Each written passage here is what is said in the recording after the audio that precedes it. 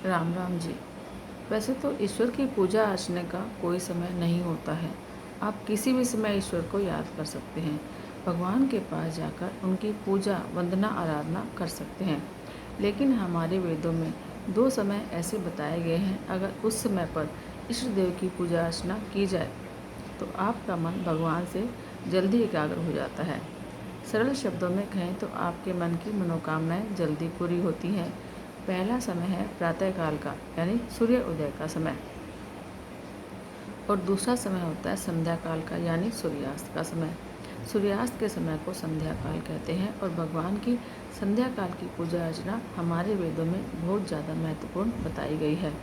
आखिर संध्या काल की पूजा का महत्व क्या है? आखिर किस तरह से भगवान की संध्या वंदन करने से भक्तों को लाभ होता है? आखिर संध्या वंदन को इतना खास क्यों माना गया है? संध्या पूजा क्या है?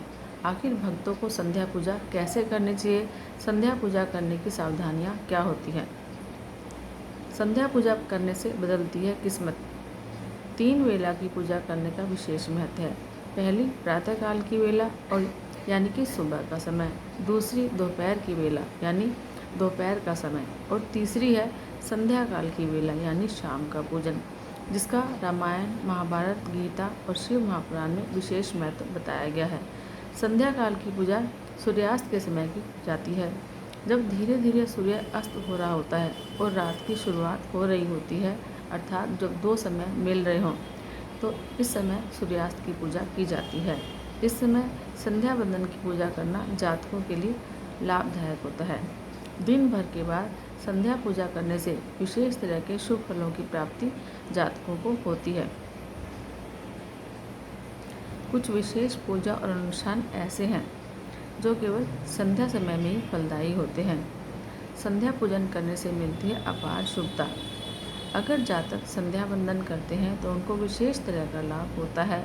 जो जातक शाम के समय पूजा करते हैं, उनके घर में धन का कभी भी अभाव नहीं होता है। लगातार संध्या पूजन करने से जातक के घर पर माँ लक्ष्मी की कृपा बनी रहती है। अगर आप दीपक जला करके शाम की पूजा करते हैं तो माँ लक्ष्मी आपसे प्रसन्न रहती है और आपके घर में कभी भी धन की कमी नहीं होती।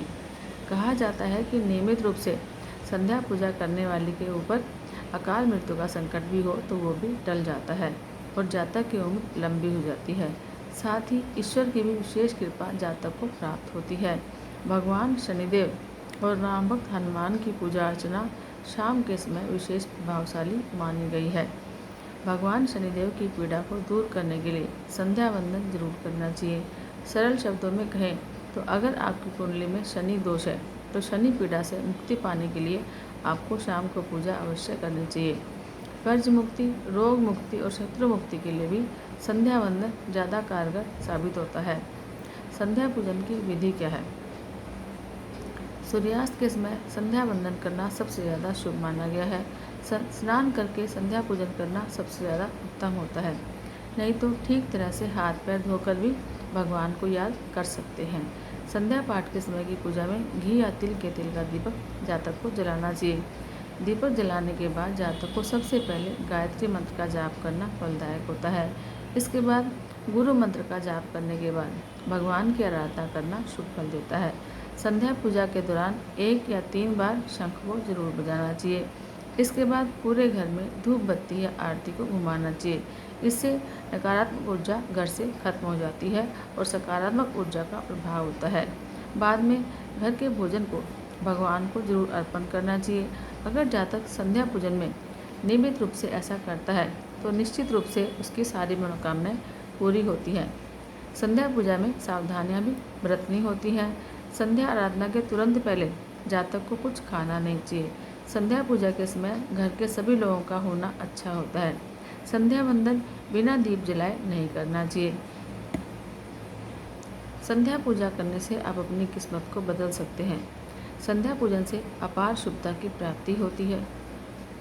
जय श्री राम।